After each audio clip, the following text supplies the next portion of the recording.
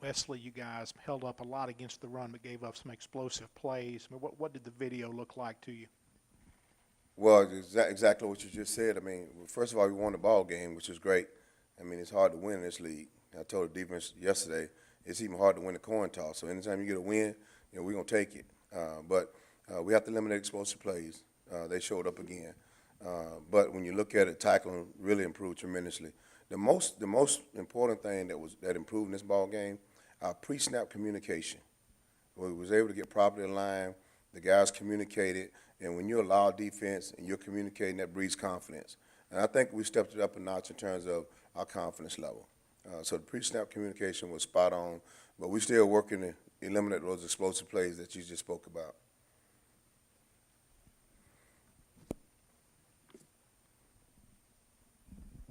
Turnovers, you won that battle by a large margin. You brought pressure from all direction. Just talk a little bit about that.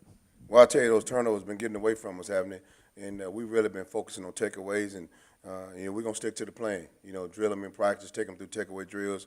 But it was really good to see us get a couple of takeaways. The interception by number 21 was really good, Jalen Hamilton. And just to see Marquise come off the edge and sack the quarterback, the ball comes out, and we're able to get our hands on it.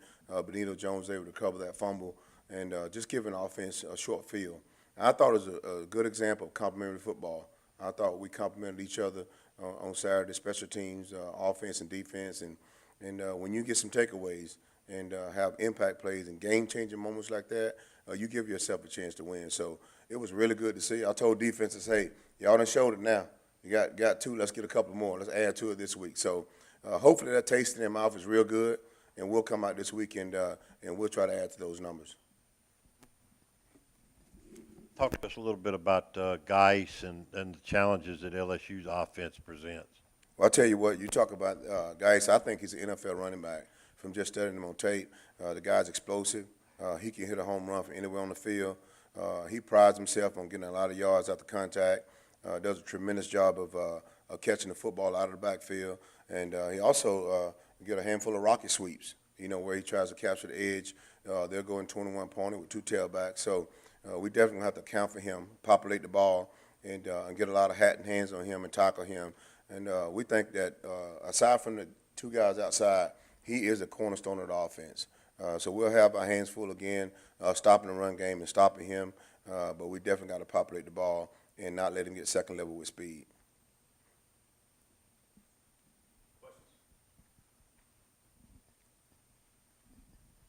You're a couple of defensive ends down with Victor and Kadir, and you move Breland out there.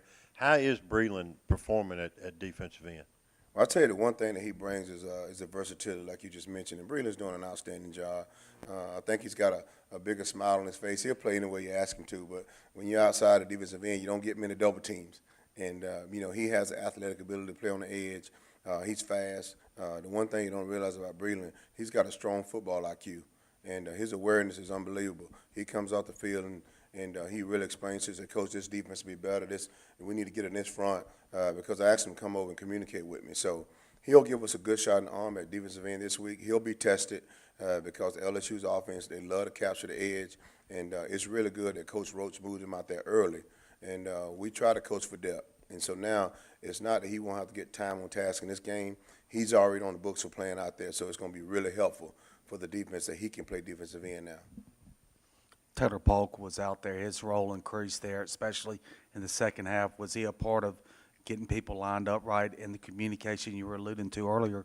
Well, you're exactly right. I mean, you're spot on. I mean, Taylor Polk is one of those guys where you try your best to run him out of the building, but you can't. I mean, he's really, really smart. Practice at a high level. He's a guy has the kind of personality where the defense and the football team just loves him. And you look up in the game, and he made a couple of plays that we kind of looked at each other like, wow. So we have a role for him. He's doing a tremendous job of playing that role. As a matter of fact, walking in the hallway, he's in and out watching videotape. And I tease him and say, you made 2 plays. Now you want to come and watch videotape. But he's in every week. You can set your watch by him. He's going to come in and set a video, whether he's in the game plan or not. And I'm just thankful that we had him included in the game plan. I'm really pleased to see him come in and capture his role and be productive and contribute. So we're looking forward to his role increasing and bringing other guys along. But his football IQ, his ability to communicate and line the defense up, that's invaluable. Has it been decided yet on any of the guys that have not played yet on defense as far as redshirting, or are you still wait and see on some of those guys?